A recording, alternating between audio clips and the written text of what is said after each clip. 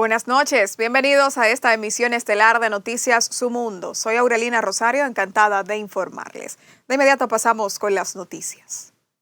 Desde tempranas horas de este jueves ha trascendido el rumor de que el apagón nacional que paralizó toda la nación fue causado por un error humano, situación que ha causado indignación entre líderes de la oposición.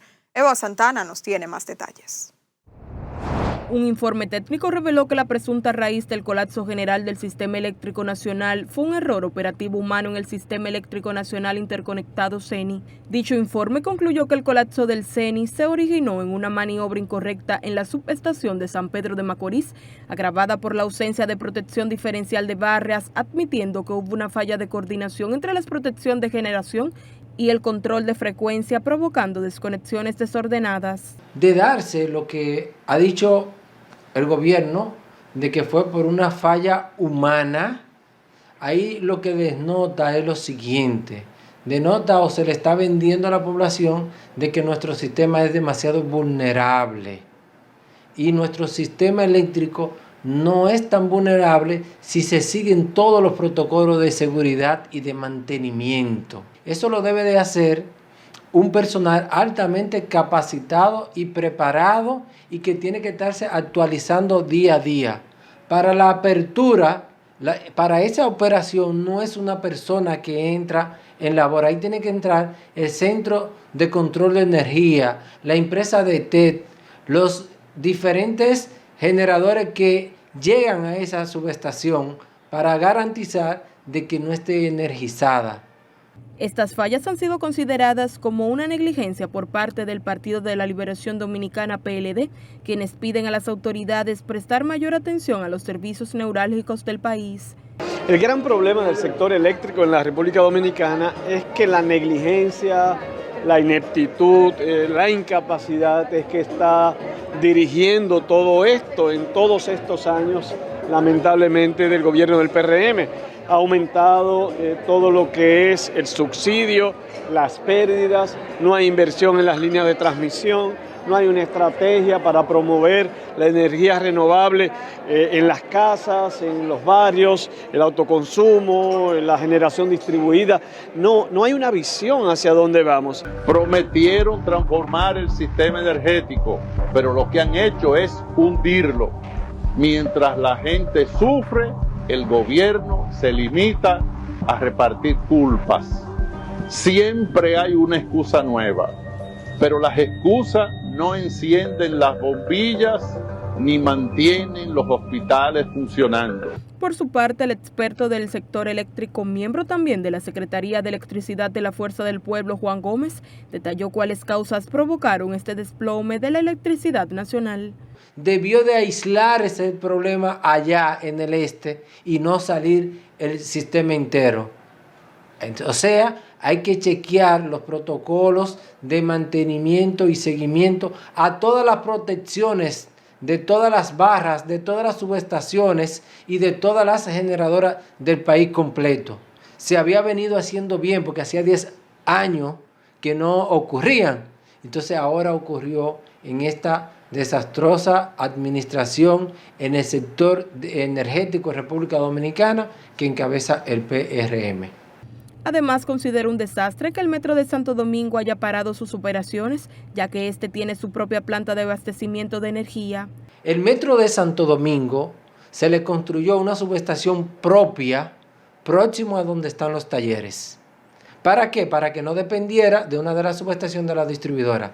Adicionalmente a esa subestación se construyó una segunda subestación nueva de respaldo, para si me fallaba esa subestación, yo alimentar el metro de esa segunda subestación. Ahora, encima de ello, de la subestación que está por la UAS, en la ciudad universitaria, se sacó una parte de esa subestación para si me fallaban esas dos subestaciones, pudiera seguir con el servicio de metro. Y encima de ello se diseñó, desde el origen del metro, un centro de generación propio para el metro que consiste en 17 unidades de generación de 2.2 megavatios. En el supuesto informe, además, se aseguró que la ausencia de protocolos de entrenamiento continuo y una ineficiente supervisión operativa incidieron directamente en la ocurrencia y la magnitud del evento. Eva Santana, Noticias Su Mundo. De su lado, economistas aseguran que el apagón nacional que se generó luego de una falla técnica en la Compañía de Electricidad de San Pedro de Macorís dejó pérdidas económicas importantes en la nación. Según Antonio Siriaco, los costos ascienden a más de 300.000 millones de dólares. Son que casi 3.000 megas quedaron fuera durante 8 horas, que tomamos en consideración que el precio de la energía, en este caso no se olvida, tiene un costo promedio de 20 centavos de dólares. Estamos hablando de un coste cuyo monto asciende a 307.200 millones de pesos. Solamente durante esas 8 horas que se dejó de servir energía y donde muchas actividades económicas obviamente tuvieron colapsar y que también muchos hogares no tuvieron energía, y además que eso ralentizó todo el proceso de transporte y evitó, en este caso, o provocó que muchas personas fueran a su centro de trabajo. El apagón general mencionado también provocó el colapso del metro de Santo Domingo, generando preocupación y cuestionamientos sobre su sistema de respaldo energético. Aunque desde su inauguración se aseguró que el metro contaba con su propia fuente de energía, las autoridades aún no ofrecen una versión clara sobre su sistema de seguridad ante emergencias eléctricas. Esmirna Mateo nos completa la información. Desde que se puso en funcionamiento el Metro de Santo Domingo, fue presentado como una de las obras más modernas del transporte público en la región. En su momento, el expresidente Leonel Fernández aseguró que el sistema contaba con una potencia de 40 megavatios, suficiente para operar de manera independiente ante eventuales apagones. Sin embargo, el reciente colapso del sistema eléctrico nacional demostró que el metro no estuvo exento de las consecuencias. Cientos de pasajeros quedaron varados y las operaciones fueron suspendidas por completo. Aparentemente no lo tenía. Supuestamente hay 40 megavatios que están al servicio del metro para evitar que cuando sucedan estos apagones, estos blackouts, entonces el servicio se caiga por completo, pero no entró en funcionamiento. El metro necesita mucha energía, no es fácil tener un sistema alterno. La realidad es que todos los sistemas que tenían que entrar fallaron. Entonces tenemos que revisar qué fue lo que pasó para que no vuelva a suceder. Esperemos que las autoridades estén tomando las medidas del lugar. Lo que sí es muy deprimente es que vemos situaciones de manera reiterada que ya eran parte de nuestro pasado, sin embargo, en este gobierno se han convertido nueva vez en parte de la cotidianidad. Lo que le pedimos ni siquiera es que sigan avanzando, es que dejemos de retroceder. Mientras tanto, que desde el oficialismo, la diputada Carmen de la Rosa descalificó las críticas de la oposición y defendió las acciones del gobierno frente a la emergencia. La oposición está haciendo su trabajo, debe hacerlo, pero muchas veces dentro de la oposición hay personas que no tienen esa calidad. Bueno, nosotros como del partido oficialista nos solidarizamos con todas las personas que fueron afectadas, que yo diría que fue el país por completo, pero también felicito la rapidez con que la institución agilizó, porque no es fácil sufrir un choque en todas las redes. Se estaba trabajando con un 15% de voltio de todo lo que es en el país. Las autoridades del metro y del sector energético han ofrecido versiones distintas sobre el alcance del sistema de respaldo y las causas del fallo, lo que mantiene la incertidumbre entre los usuarios y abre un nuevo debate sobre la seguridad operativa del transporte más importante de la capital. Hasta el momento no se ha ofrecido un informe oficial que confirme si el Metro de Santo Domingo cuenta con una planta eléctrica o sistema autónomo de energía capaz de operar durante apagones generales. Esmirna Mateo, Noticias Su Mundo. Siguiendo con las informaciones, el ministro de Energía y Minas, Joel Santos, en nombre del Gabinete Eléctrico, aclaró que no es cierta la versión de que el Comité Técnico habría concluido el informe sobre el blackout del pasado martes. El organismo técnico está integrado por la Empresa de Transmisión Eléctrica Dominicana, empresas distribuidoras de electricidad generadores privados y los generadores estatales, Punta Catalina y Egeit. Indicó que cualquier documento que esté circulando en una versión de particulares sin ningún tipo de aval oficial. En otro tema, el alcalde de Dajabón, Santiago Riverón, advirtió que extranjeros de origen haitiano están comprando terrenos en los pueblos fronterizos del lado dominicano, lo que a su juicio pone en peligro la soberanía, por lo que sometió un anteproyecto de ley especial para así regular la venta de propiedades a inmigrantes. Esmirna Mateo nos presenta el reporte. De acuerdo a lo explicado por el alcalde Riverón, el anteproyecto propone proteger la zona fronteriza, donde afirma ha visto un interés desmedido por adquirir propiedades con un interés dudoso, aun cuando la Constitución haitiana prohíbe que dominicanos compren propiedades del lado haitiano de la línea limítrofe. Indicó que la iniciativa busca de igual modo que se creen las condiciones para que los pueblos fronterizos sean repoblados por ciudadanos dominicanos. Los haitianos en su Constitución dicen que a extranjeros no se le puede vender terreno en la zona fronteriza. Nosotros también tenemos que hacer valer esa situación.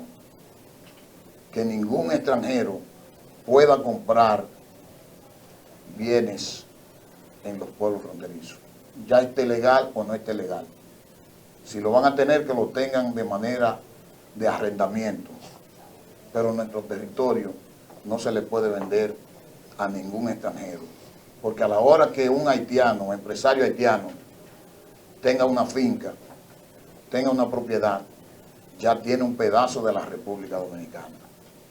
El municipalista Waldis Taveras recordó que la Constitución Dominicana ordena la creación de una ley especial que regule las actividades sociales y comerciales de la frontera. Que nosotros podamos trabajar, analizar y concretar algún proyecto de ley que vaya realmente en beneficio de la frontera y de la dominicanidad.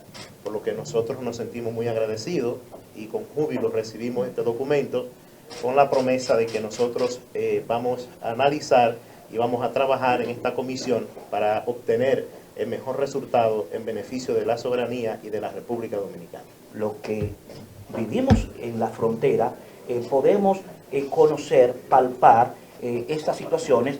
Pasa que por ignorancia de los pobladores, de los moradores, no han hecho un análisis de la consecuencia futuro, y ya la estamos viviendo. De su lado, el diputado por Elías Piña indicó que con el proyecto de su autoría que crearía el Ministerio Frontera, se eliminarán 5 instituciones que trabajan el tema fronterizo. Es que nosotros estamos creando una etnia, porque esa Constitución haitiana establece en su artículo 53 que todos los hijos de haitianos, sin importar dónde nazcan, son haitianos. Y la Constitución dominicana garantiza que los hijos dominicanos son dominicanos. Y como se está generando en la frontera hijos de haitianas y dominicanos, y de dominicanos y haitianos, estamos generando una generación de doble nacionalidad. Y eso se puede preservar y contribuir si se aprueba una ley que comience a regular el establecimiento de ciudadanos. La Comisión de Asuntos Fronterizos, que este jueves seguía los trabajos del proyecto que crea el Ministerio de Frontera, compuesta por legisladores de los pueblos de la línea limítrofe, mostraron interés en que se avance la iniciativa. Esmirna Mateo, Noticias Su Mundo. De vuelta con más noticias, el presidente del PRD, Marino Mendoza, advirtió que el gobierno y el partido oficialista buscan configurar la Suprema Corte de Justicia para blindarse políticamente y supuestamente proteger a funcionarios ligados a corrupción. Sabrina Lorenzo nos amplía. El vicepresidente del Partido Revolucionario Dominicano, Marino Mendoza, advirtió que el gobierno y el partido oficialista estarían buscando reconfigurar la Suprema Corte de Justicia con el propósito de blindarse políticamente a futuro y garantizar protección a funcionarios vinculados en caso de corrupción y narcotráfico. Hay un cuestionamiento. ¿Por qué hay interés en dejar jueces, sacar otro y manejar la cosa con un concepto de lo que es la garantía política a futuro? Que eso es lo que hay que decir. Nosotros no podemos estar aquí pintando las cosas como no es. Y aunque mucha gente se moleste, decir verdad nunca ha sido pecado ni lo va a ser. Bueno, esa es la situación. Durante una entrevista en el programa matutino Su Mundo, Mendoza calificó como una maniobra peligrosa la reciente expulsión de 3 jueces de la Suprema Corte, señalando que detrás de la medida hay intereses políticos que buscan controlar el sistema judicial. Es decir, hay intención y hay un propósito claro de crear una estructura que le garantice a los que están a posterioridad de la salida, porque ellos van para afuera. Sostuvo que el país atraviesa un momento crítico de inconducta institucional al considerar que nunca en la historia se había producido tanto escándalos de corrupción y vínculos con el narcotráfico dentro del aparato estatal. Lo desastre que hay en este país, y eso hay que decirlo. Este país está, como decía don Gillo Herame Peña, sumergido en una varaunda, un comportamiento de inconducta que hay. Señores, nunca en la historia de este país se había producido tanto escándalo como en estos tiempos. Mendoza criticó duramente la conducción del presidente Abinader, al afirmar que en su gestión carece de visión de Estado y coherencia institucional. El presidente tiene un concepto totalmente, no es un estadista. ¿Quién? El presidente ¿Abinader? Luis Abinader. ¿No es un estadista? No, no es un estadista. Él es presidente de la República, pero en su conducta como presidente de la República no es un estadista. Anda muy distante de ser un estadista. Define estadista en una palabra. Comportarse con apego a la ética y a la norma constitucional. El presidente ha dicho una cosa y ha hecho otra. Sobre la indexación salarial, Mendoza afirmó que constituye un acto de justicia social que debe aplicarse en el país para equilibrar el poder adquisitivo de los trabajadores, al tiempo que respaldó la propuesta del senador Omar Fernández, quien planteó la indexación de los salarios hasta los 52,000 pesos. La indexación eso es de justicia, la indexación. Y es una situación que se da para equipararle y ajustarle el salario a la persona de manera paulatina con respecto a lo que es la inflación, por ejemplo. Y eso que él está planteando es un asunto puramente legal. Lo que pasa es que aquí no hay una cultura de ese tema, no se maneja de manera correcta. Y bueno, le buscan la quinta pata al gato, en este caso, para decirlo de alguna manera, y se le busca esa parte política para cuestionar. Yo creo que sí. Y es más, nosotros deberíamos tener, muchos países lo tienen, la indexación, porque eso es para aplicarlo de manera ordinaria. Se produjo un aumento, por ejemplo, en la inflación fue del 5%. Casi no llega aquí al 5%, pero así se hace, se aplica. Bueno, en el tema porque el salario va perdiendo valor. Claro. Y el peso va perdiendo valor. Y lo que usted compraba con 100 pesos hace 2 años, no lo puede comprar con 500 ahora. O sea, que Finalmente, sostuvo que la medida tiene un fundamento estrictamente legal y no debería ser objeto de debate político, a tiempo que lamentó que el país no haya aplicado este mecanismo de forma regular, pese al aumento constante del costo de la vida. Sabrina Lorenzo, Noticias Su Mundo. Siguiendo con el tema político, el expresidente de la República y líder del partido Fuerza del Pueblo, Leonel Fernández, formuló una severa crítica al rumbo que ha tomado el actual gobierno que dirige el Partido Revolucionario Moderno, advirtiendo que el país atraviesa una peligrosa combinación de crisis simultáneas, producto de una creciente pérdida de confianza. Esa crisis de confianza existe al día de hoy y lo que está haciendo es que está agravándose, porque todos los problemas de repente empiezan a brotar simultáneamente y frente a la crisis de confianza se creó una crisis de credibilidad, manifestó Fernández ante una audiencia de profesionales que le cuestionó sobre la situación actual que vive el país. En otra noticia, el comunicado en el que Monseñor Francisco Osorio Acosta, arzobispo metropolitano de Santo Domingo, informó que la Santa Sede le suspendió de la potestad de gobierno en asuntos administrativos y económicos de la arquidiócesis generó diversas reacciones entre congresistas. Esmirna Mateo nos cuenta más. Los congresistas reaccionaron señalando que la frase por mala administración que aparece entre comillas en la carta del arzobispo no constituye una afirmación textual suya como algunos han querido interpretar. La declaración que hace el arzobispo de que fue por mala administración es una ironía de él mismo, ¿verdad? Porque no se le dio explicación de por qué se hizo. Simplemente tendría que decir que mi solidaridad con Monseñor Osoria. Nosotros entendemos que es algo interno de la iglesia que debe manejarlo y dirimirlo él. Además, los legisladores recordaron que, al igual que los estados, la Iglesia Católica tiene sus propios procesos internos, códigos y dinámicas de poder, por lo que interpretar lo ocurrido como parte de la gestión institucional propia de la Santa Sede y no necesariamente como un señalamiento directo contra la persona de Osoria. Hay códigos que lo manejan solo ellos. Entonces, yo creo que alguien tenía que informar y la autoridad máxima de la Iglesia Católica del país era Monseñor Osoria, y si el Vaticano lo informó, él tenía que hacerlo en la forma que lo hizo. Yo creo en la integridad de él. Nosotros respetamos el trabajo que hace la Iglesia Católica en la República Dominicana, como católicos que somos, entonces lo que aspiramos es que quienes dirijan las iglesias, quienes dirijan la fe en la República Dominicana y en el mundo, pues tengan la autoridad necesaria. Hay que esperar las investigaciones, a ver qué real y efectivamente arrojan, pero sin embargo eso no afecta para nada el papel que está haciendo la iglesia. Yo veo y destaco es la valentía que él ha tenido de decir la causa por la cual fue destituido, vamos a decirlo así, o suspendido en sus funciones. Eso dice mucho. No es cualquiera que admite una culpa de esa manera. En la carta fechada del 10 de noviembre de este año, Monseñor Osoria explicó que la medida llegó tras el nombramiento de un arzobispo coadjunto solicitado por él mismo al cumplir 74 años con el propósito de garantizar una transición adecuada en la diócesis.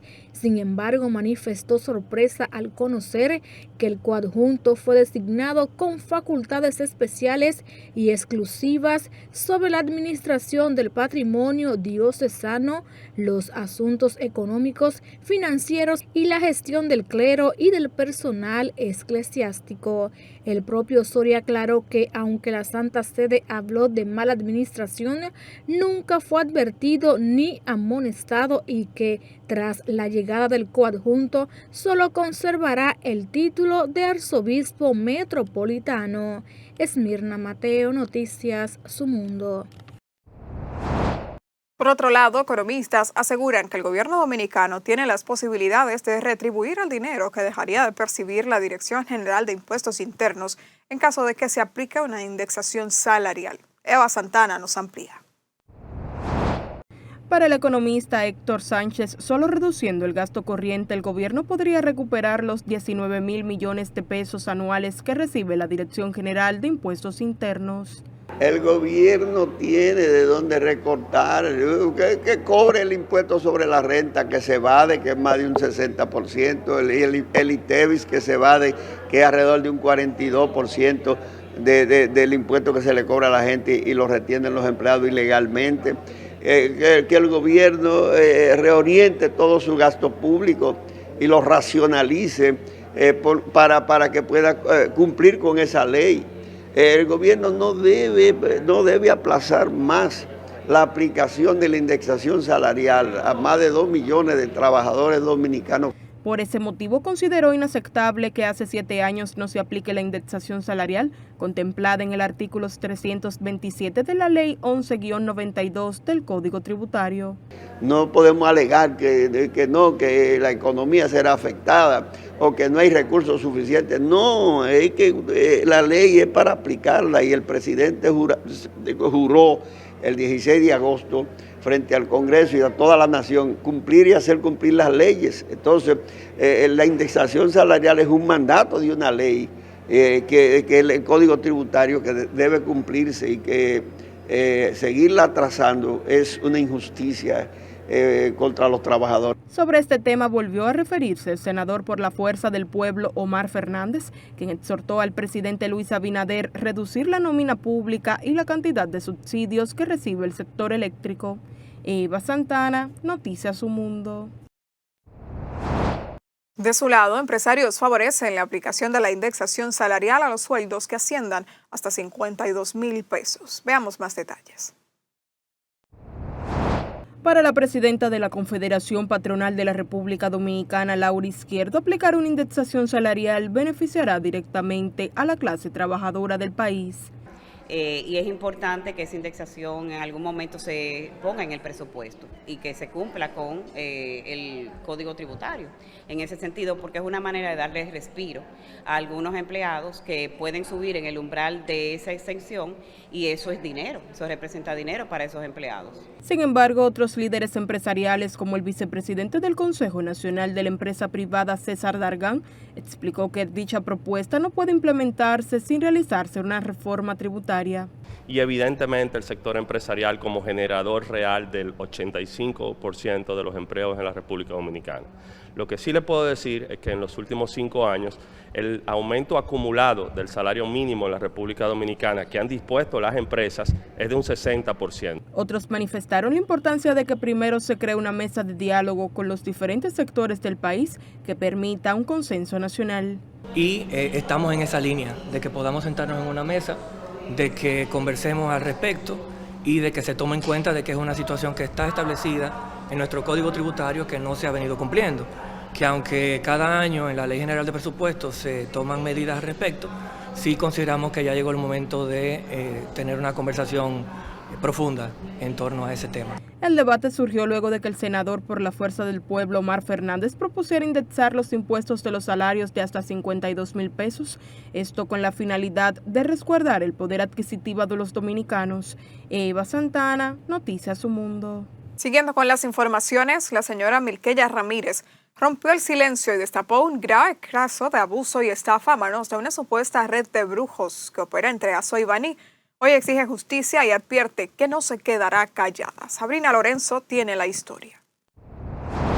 Milqueya Ramírez, una mujer que asegura haber sido víctima de secuestro, violación grupal y estafa por más de 42 millones de pesos a manos de una presunta red de brujos que operaba entre la provincia de Azua y Baní, hizo este jueves un llamado desesperado a la Procuradora General de la República, Jenny Berenice Reynoso, para que intervenga en su caso y garantice que los responsables sean llevados ante la justicia. Yo le pido a la señora Jenny Berenice que me ayude en este caso, que la estamos pasando muy duro en mi casa, mi familia.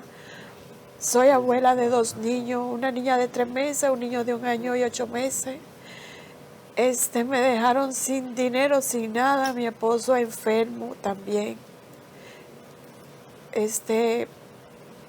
Con el abuso que sufrí, violada, me violó 6 veces José Loyan. Y yo le pido que por favor que me ayude a hacer justicia. Durante una entrevista en el programa matutino Su Mundo, Ramírez relató entre lágrimas que su vida se ha convertido en un calvario tras el abuso sufrido. Enfatizó su clamor de justicia al expresar que no desea que ninguna otra mujer pase por el sufrimiento que ella vivió durante los 3 días en que, según relató, estuvo secuestrada, sometida a rituales de brujería y bajo constantes amenazas hacia su familia y su propia vida, recalcando la intervención de la procuradora. Él dice que él es el jefe, que él es el rey, el papá de los papás en Baní, que mientras él está en Baní, él es un jefe. Y de verdad, señora Berenice, yo necesito que me ayude porque ya no puedo más. Estoy yendo al psicólogo, al psiquiatra. Los medicamentos me ponen como un zombie, me ponen como tomar. A veces no me lo tomo y cuando no tomo no puedo dormir porque hasta cuando me estoy bañando me siento sucia. No puedo tener relación con mi pareja porque veo esos monstruos siempre en mi cara y siento toda la maldad que me hicieron.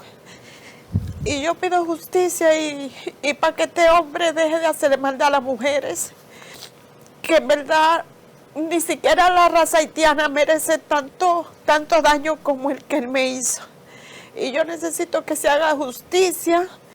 Finalmente, Ramírez reiteró que su único propósito es que se imponga el peso de la ley y que el presunto agresor no siga haciendo daño. Aseguró que no busca venganza sino justicia e incluso siente compasión por la comunidad haitiana porque ellos no merecen un hombre así. La víctima contó que el presunto agresión al que identificó como Julio Yam se jactaba de tener poder e influencia en la zona, alegando que en Baní él era un rey, un jefe, lo que mantenía en un estado de miedo y desesperación constante. Sabrina Lorenzo, Noticias Su Mundo. Cambiando de noticia, la Red Nacional de Apoyo Empresarial a la Protección Ambiental realizó el desayuno conferencia Responsabilidad Ambiental y el rol del sector empresarial ante el nuevo Código Penal, dictado por la magistrada Rosalba Ramos, fiscal del Distrito Nacional, en el que se analizaron los alcances de la nueva normativa penal en materia ambiental y que promueve una mejor comprensión de las obligaciones y responsabilidades que de ellas se derivan. Y ver también las implicaciones que va a tener el nuevo código, pero también qué ellos pueden hacer para mitigar esta responsabilidad penal, que lo van a poder ver a partir del artículo 8, específicamente en el numeral 4, que establece unos mecanismos que deben llevar las empresas a nivel de cumplimiento para poder mitigar o sencillamente desaparecer la responsabilidad penal. Entonces, esto es la República Dominicana, toda vez que ustedes saben que los recursos es importante preservarlos y la única manera de hacerlo es poniendo sanciones a quienes infringen la ley. ¿Deberá crearse un caso o el Ministerio Público? Miren, nosotros ya tenemos una especializada de medio ambiente, por lo tanto hace tiempo que estamos un paso adelante en ese sentido. Eso no quita que vamos a tener que fortalecer esta jurisdicción en específico, porque ya no solamente vamos a perseguir a personas jurídicas, sino también a empresas. La magistrada explicó que la economía no solo debe evitar dañar el entorno, sino que está llamada a restaurar, proteger y devolver valor al entorno del que todos dependen. Mientras tanto, la Asociación de Industrias de la República Dominicana advierte que las modificaciones a la ley de residuos podrían afectar la competitividad industrial y contravenir con acuerdos internacionales. Veamos más detalles a continuación, a cargo de Eva Santana. El vicepresidente ejecutivo de la Asociación de Industrias de la República Dominicana, Mario Pujols, afirmó que aunque las observaciones del Poder Ejecutivo a la Ley 225-20 sobre la gestión integral del coprocesamiento de residuos incorporan mejoras importantes, todavía persisten elementos que pueden afectar la competitividad y generar conflictos con los compromisos comerciales internacionales del país. Pero sí, ya hemos comunicado públicamente nuestra preocupación con respecto a una prohibición de importación de tapas de plástico que nos ha sorprendido porque se establece que se estaría prohibiendo esta importación a los 60 días de entrada en vigencia de la ley.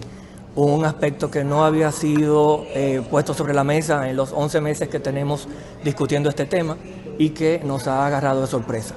Nosotros estamos buscando los espacios de lugar para entender las razones que motivaron la inclusión de esa disposición en las observaciones del Poder Ejecutivo y compartir de que estamos muy preocupados. Es una medida que impactaría y afectaría de manera directa al sector productor de alimentos y bebidas, sector de bebidas alcohólicas y la industria farmacéutica completa de la República Dominicana, acorde a que son tapas.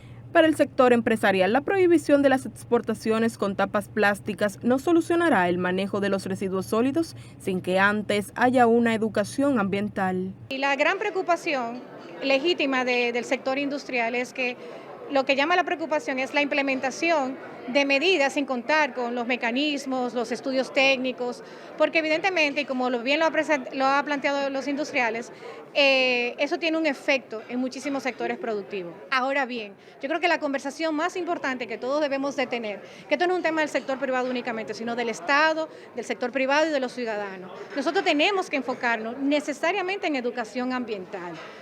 Ambos representantes del sector industrial recordaron que un porcentaje importante de las tapas plásticas utilizadas por los sectores de alimentos, bebidas y farmacéuticas no se fabrican localmente y son importadas de mercados como Estados Unidos y Europa, lo que dejaría a la industria nacional sin alternativas viables con una prohibición que entraría en efecto en apenas 60 días. Eva Santana, Noticias Su Mundo. Al dar a conocer los resultados del comportamiento del turismo en los primeros 10 meses de este año, el ministro de Turismo David Collado mostró el impacto que tiene el crecimiento turístico en la economía y en su gente, donde República Dominicana recibió 9.833.767 visitantes en el periodo enero-octubre, generando 815.000 empleos y más de 15.000 millones de dólares en valor agregado a la economía del país. Lo que estamos haciendo es una revolución silenciosa, urbanística, con criterio y pensamiento, para impulsar que los turistas no se queden dentro de los hoteles. La visión que tiene el Ministerio de Turismo y el Gabinete de Turismo es que la riqueza no se puede quedar en los empresarios. Para que el turismo sea sostenible, la riqueza tiene que permear, crear empleos, oportunidades y demás. Collado informó que en el periodo enero-octubre, el país recibió 7.168.505 turistas por vía aérea, lo que representa un aumento de un 34% con relación al 2019, un 9% respecto a 2023 y 3% por encima del año pasado. En ese mismo periodo, por vía marítima, llegaron 2.115.262 cruceristas, para un incremento de un 153% frente al 2019 y un 25% respecto a 2023. El Foro Económico El Dinero 2025 reunió a autoridades del gobierno, representantes del sistema financiero, empresarios y expertos para debatir sobre el papel de la República Dominicana en el mapa logístico regional. Bajo el lema República Dominicana en el mapa logístico, agenda público-privada para un hub competitivo y sostenible. En el marco del encuentro se otorgó el reconocimiento a la excelencia al gobernador del Banco Central, Héctor Valdés Albizu, por su trayectoria al frente de la entidad y su aporte a la estabilidad macroeconómica, el fortalecimiento del sistema financiero y la confianza que hoy proyecta el país ante los mercados internacionales. Al agradecer el reconocimiento, Valdés Albizu expresó que este reconocimiento lo recibió con profunda gratitud, como un testimonio del trabajo que ha realizado en el Banco Central durante décadas con un equipo técnico de primer nivel comprometido con la estabilidad macroeconómica, el control de la inflación y la fortaleza del sistema financiero dominicano. Gracias por continuar con nosotros. El Banco López de Haro y la Fundación Sinfonía firman un acuerdo de colaboración orientado a fortalecer los programas de formación, intercambio y movilidad internacional de jóvenes músicos dominicanos en el marco del convenio que la Fundación Sinfonía suscribió en enero de este año con la Escuela Superior de Música Reina Sofía de Madrid. A través de este acuerdo, el Banco López de Haro contribuirá con el traslado aéreo entre Madrid y Santo Domingo de los becarios y maestros que participen en el programa académico. El convenio firmado por la Fundación Sinfonía con la Escuela Reina Sofía consolida una colaboración educativa de largo alcance entre ambas instituciones enfocada en tres grandes propósitos: ofrecer oportunidades de estudio a jóvenes dominicanos en Madrid, desarrollar actividades conjuntas en República Dominicana y promover el intercambio entre artistas, profesores y estudiantes de ambos países. De esta manera finalizamos esta emisión estelar de Noticias Un Mundo. Gracias por acompañarnos. Aurelina Rosario se despide deseándoles feliz resto de la noche. Nos volveremos a ver en una próxima entrega.